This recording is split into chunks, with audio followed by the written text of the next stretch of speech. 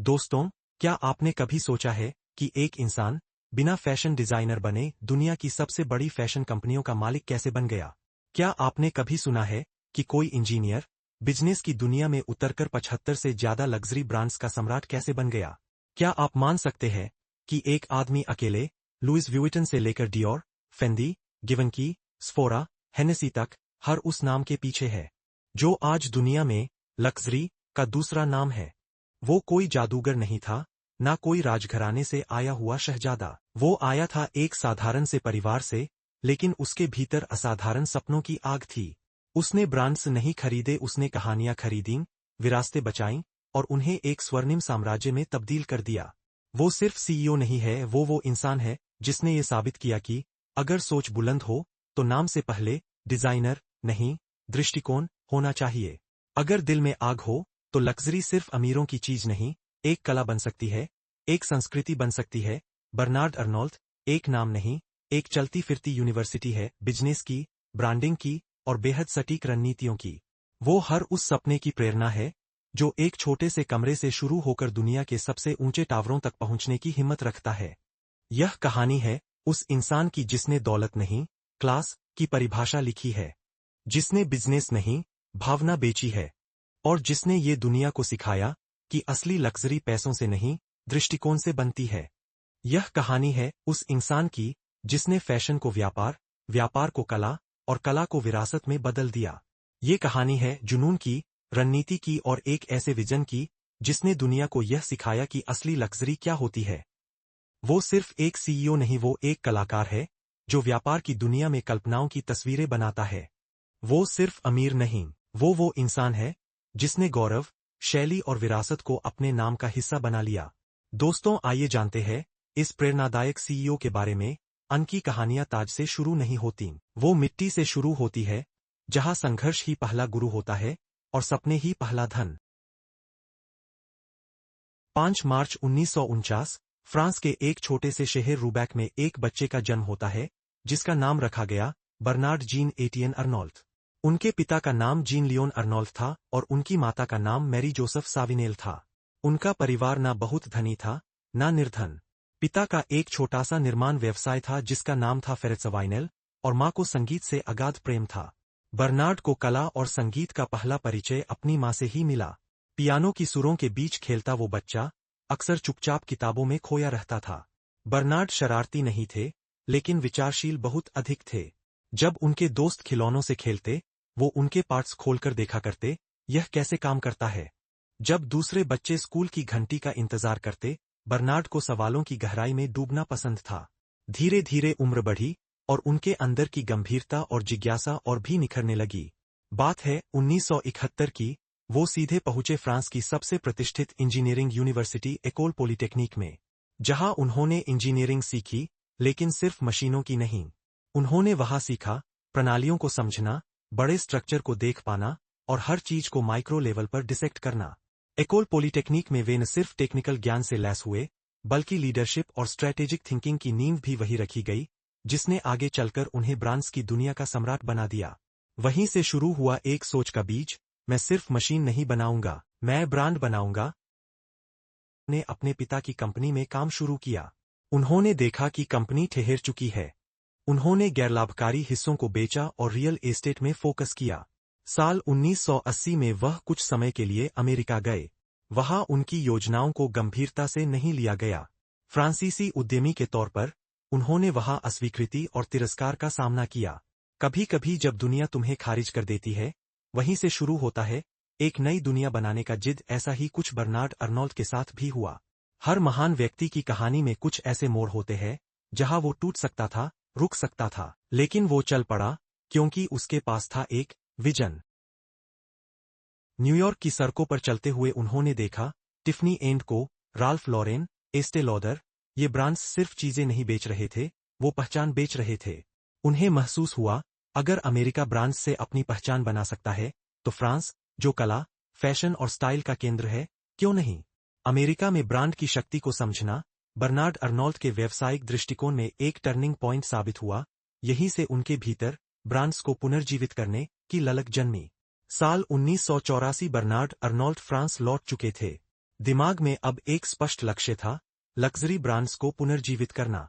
उन्हें एक दुर्लभ अवसर मिला, बूसैक सेंट फ्रेयर्स नाम की एक फ्रेंच टेक्सटाइल कंपनी दिवालिया हो चुकी थी। लेकिन इस कंपनी के पास एक अनमोल रत्न था। क्रिश्चियन डियोर अर्नोल्ट ने $15 मिलियन का निवेश किया।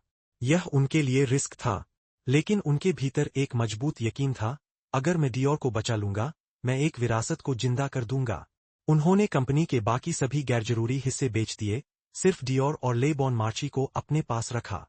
और उन्होंने एक बहुत ही कठिन निर्णय लिया, जैसे कि 9,000 कर्मचारियों को नौकरी से निकालने का फैसला। इस फैसले के चलते पूरा देश उनके खिलाफ हो गया था, लेकिन अर्नोल्ट अपने निर्णय पर अडिग रहे। वो एक सर्जन की तरह थे, जिसने बीमार हिस्सों को काटकर जीवन बचा लिया।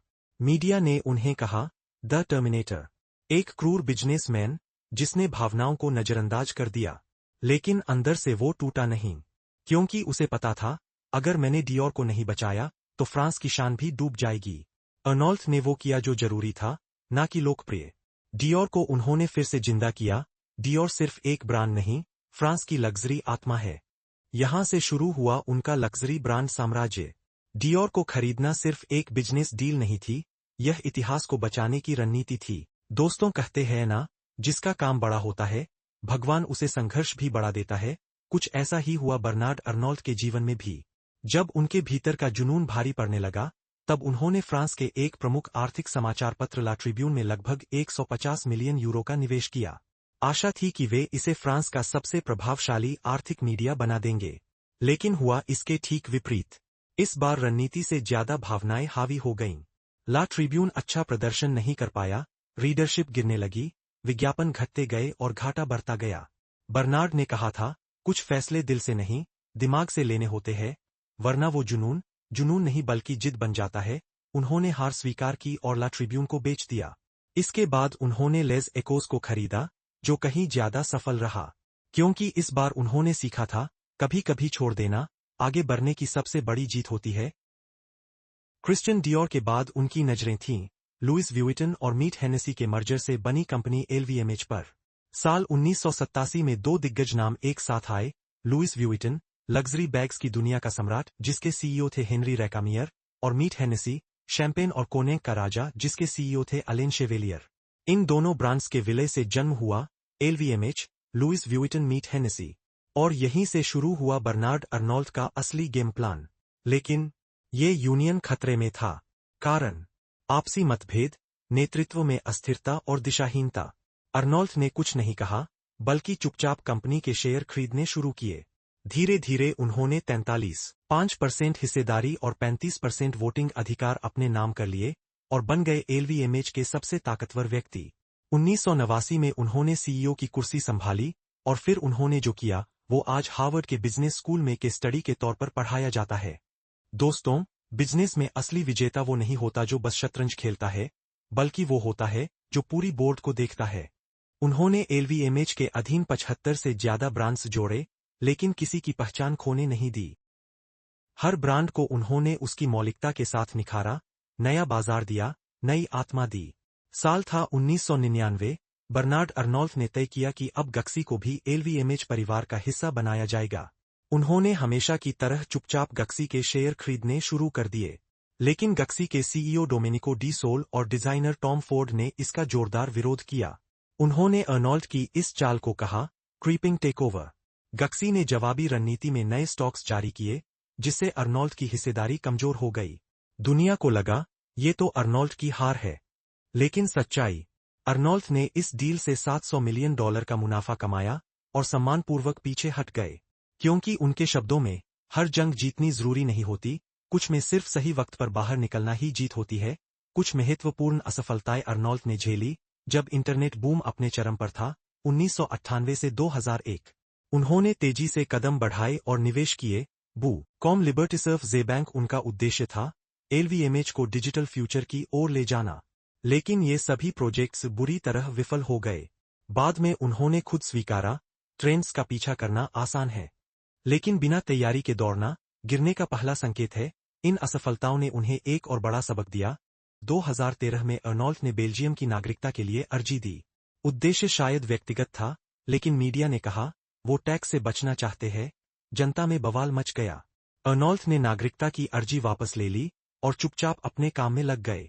कभी कभी सबसे बड़ा जवाब होता है बिना बोले अपने काम से जवाब देना। बर्नार्ड अर्नोल्ट ने जो साम्राज्य खड़ा किया वो सिर्फ ब्रांड्स का झुंड नहीं था, वो एक आर्ट गैलरी थी। हर ब्रांड एक अलग कैनवस था, एक अलग कलाकार की कल्पना जिसे उन्होंने संरक्षित किया, सजाया और वैश्विक मंच पर उतारा। उनके पोर्टफोलियो में लुइस व्यूइटन, क्रिश्चियन डियोर, फेंदी गिवन की बुल्गरी, हेनेसी, दाम पेरिग्नन्स, फोरा, सिलीन, टैग हुअर और 7+ अन्य ब्रांड्स है। हर ब्रांड को उसकी स्वतंत्र क्रिएटिव टीम दी, पूरी आजादी, लेकिन एक मजबूत व्यापारिक नींव के साथ। बर्नार्ड सिर्फ फैशन नहीं समझते, वो भविष्य को पढ़ना जानते हैं। उन्होंने समय से पहले चीन, भारत और मिडल ईस्ट जैसे उभरते बाजारों में निवेश किया, डिजिटल ट्रेंड्स को पहचाना, ई-कॉमर्स, मेटावर्स और NFT जैसे टूल्स को अपनाया। डियोर और लुइस व्यूइटन जैसे ब्रांड्स ने सोशल मीडिया पर जो इनोवेशन किया, वो मार्केटिंग की दुनिया में ट्रेंड सेटर बन गया। स्फोरा को अर्नोल्ट ने सिर्फ एक ब्यूटी स्टोर नहीं, बल्कि इनोवेशन हब बनाया, जहां टेक्नोलॉजी और कस्टमर एक्सपीरियंस का मेल था। बहुत कम लोग जानते हैं कि बर्नार्ड अर्नोल्ट खुद एक अच्छे पियानो वादक है। उनकी पसंदीदा कलाकार है चोपिन।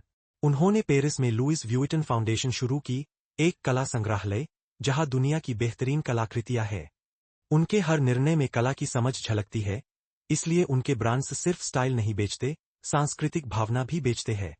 2023 में बर्नार्ड अर्नोल्ट बन गए दुनिया के सबसे अमीर व्यक्ति, जेफ बेजोस और एलोन मस्क को पीछे छोड़ते हुए।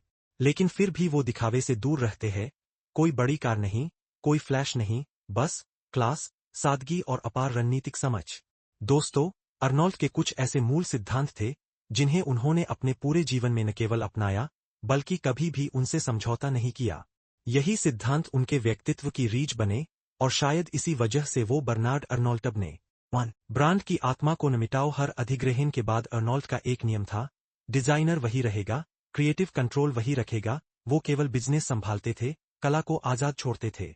2. एक ब्रांड, एक कहानी। हर ब्रांड को उन्होंने एक यूनिक पहचान दी। लुइस व्यूइटन, ट्रैवल की शान, DIOR, फ्रेंच एलिगेंस, TIFFANY, प्यार की परिभाषा। 3. Limited edition, unlimited craze, luxury का नियम, कम बनाओ ज्यादा चाहो। अर्नोल्ट ने इस मनोविज्ञान को समझा और हर ब्रांड को एक्सक्लूसिव बना दिया। बर्नार्ड अर्नोल्ट सिर्फ बिजनेसमैन नहीं है, वो एक विचारधारा है। आज उनका बेटा एंटोइन अर्नोल्ट और बेटी डेल्फिन अर्नोल्ट भी इस साम्राज्य में काम कर रहे हैं। वो LVMH को एक डायनेस्टी, एक पीढ़ियों तक चलने वाली विरासत बनाना चाहते हैं। मैं अमीर बनना नहीं चाहता था, मैं कुछ ऐसा बनाना चाहता था जो समय से परे हो। बर्नार्ड अर्नोल्ट की असफलताएं आज भी उनके साम्राज्य की नींव है, क्योंकि उन्होंने हर हार से एक नया रास्ता सीखा। उन्होंने हार नहीं मानी, बल्कि हार को मुनाफा बना दिया। उन्होंने आलोचना को शोर नहीं बनने दिया, उसे शब्दों से ताकत में बदला। उन्होंने दुनिया को सिखाया, जो सपने देखते हैं वो खास होते हैं, लेकिन जो हर गिरावट के बाद उन्हें फिर से संजोते हैं, वो बर्नार्ड अर्नोल्ट कहलाते हैं। जब जुनून को दिशा मिलती है, तब पैदा होता है बर्नार्ड अर्नोल्ट। इंजीनियर की सोच, कलाकार की आत्मा और साम्राज्य निर्माता का साहस, इन तीनों से मिलकर बनी है दुनिया के सबसे अमीर और सबसे रहस्यमय CEO की कहानी। सिर्फ बड़ा सपना देखो मत, उसे संजोने का, समझने का और आकार देने का साहस रखो। बर्नार्ड अर्नोल्ट ने हमें सिखाया कैसे एक इंजीनियर ब्रांड्स का बादशाह बन सकता है, कैसे व्यापार में कला और भावना को शामिल किया जा सकता है, कैसे धैर्य, रणनीति और जुनून से दुनिया की सबसे बड़ी कंपनियों को खड़ा किया जा सकता है। वो लग्जरी नहीं बेचते, वो सपना बेचते हैं। वो कपड़े नहीं बनाते, वो संस्कृति गढ़ते हैं। वो ब्रांड्स नहीं संभालते, वो विरासत बचाते हैं। अब बताइए, क्या आप तैयार हैं अपना सपना सहेजने के लिए? क्या आपके भीतर भी वो आग है जो आपको अगला बर्नार्ड अर्नोल्ट बना सकती है? यदि आपको यह वीडियो अच्छा लगा हो, तो मैं आपको सुझाव दूंगा कि आप हमारा यह अगला वीडियो भी जरूर देखें और कुछ नया सीखने का मौका न छोड़ें।